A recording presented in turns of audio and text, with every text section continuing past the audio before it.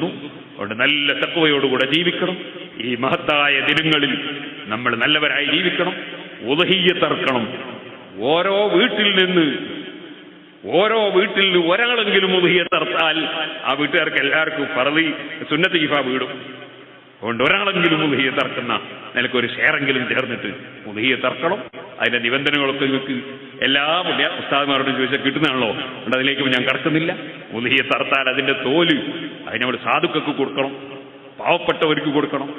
അവരത് കൊണ്ടുപോയി വിറ്റ് കാശായിക്കോട്ടെ, അതിന് കുഴപ്പമൊന്നുമില്ല. സാധുക്കൾക്ക് നമ്മൾ ഉദ്ഹിയ്യത്തിന്റെ മാംസം കൊടുത്താലും അവർക്ക് തിന്നുകയും ചെയ്യാം, വിൽക്കുകയും ചെയ്യാം. നമുക്ക് പറ്റൂല.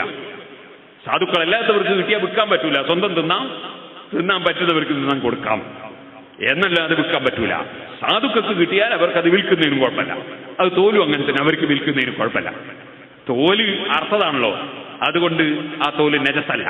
ശവത്തിന്റെ തോലാണെങ്കിൽ ഊറക്കിട്ടാലേ വിൽക്കാൻ പറ്റുള്ളൂ, കാരണം അതുവരെ അത് നജസാണ്. അപ്പൊ നമ്മൾ ഒരാൾ അർത്ഥ തോല് അയാൾ ഊറക്കിട്ടിട്ട് അയാളെ കാലിന് ചെരുപ്പുണ്ടാക്കുകയാണ്, അതിന് കുഴപ്പമൊന്നുമില്ല. ഊറക്കിടാണ്ടുണ്ടാക്കിയ പിന്നെ നാറുമല്ലോ, അപ്പോ അതിനും കുഴപ്പമില്ല. അതേസമയത്ത് വിറ്റ് കാശാക്കാൻ പറ്റൂല. വിറ്റ് കാശാക്കാനും പറ്റൂല. അത് അറക്കുന്നവന്റെ കൂലിയായിട്ട് കൊടുക്കാൻ പറ്റില്ല, നുറുക്കുന്നവന്റെ കൂലിയായിട്ടൊന്നും കൊടുക്കാൻ പറ്റില്ല. അത് സാധുക്കൊക്കെ കൊടുത്തേക്കണം. അത് പിന്നെ ഇപ്പൊ ഞാൻ ഒരു സ്ഥാപനം നടത്തുന്ന ആളാ, എല്ലാവർക്കും അറിയാം.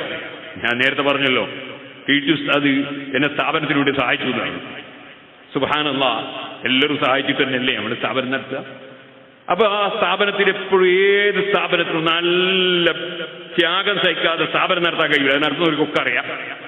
സിറാജുലൊക്കെ 80 ലക്ഷം റുപ്യാണ് ഒരു മാസത്തിൽ, വെറും ദൈനംദിന ചെലവ് ചെയ്യാൻ ഒരു മാസത്തേക്ക് 80 ലക്ഷം റുപ്യ വേണം. നിങ്ങളെല്ലാം കൊടുത്തേക്കാറുണ്ട് നേർച്ചപ്പൈസയും അതുപോലെ സംഭാവനയൊക്കെ നമ്മുടെ റിസീവർമാർ വരുമ്പോൾ. അങ്ങനെയല്ലേ ഇത് നടത്തുകയല്ല, അതെങ്ങനെ നടത്താനാ?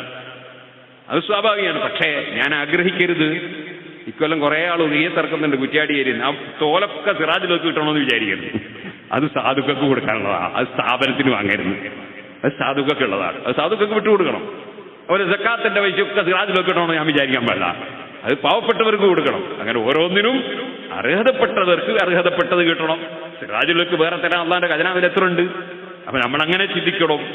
അതുപോലെ ഓരോന്നും ദീനിന്റെ നിയമങ്ങൾ അനുസരിച്ചായിരിക്കണം ഏത് കാര്യങ്ങളും നമ്മൾ നിർവഹിക്കുന്നത്. അതിന്റെ നിയമം ലംഘിക്കാൻ പാടില്ല.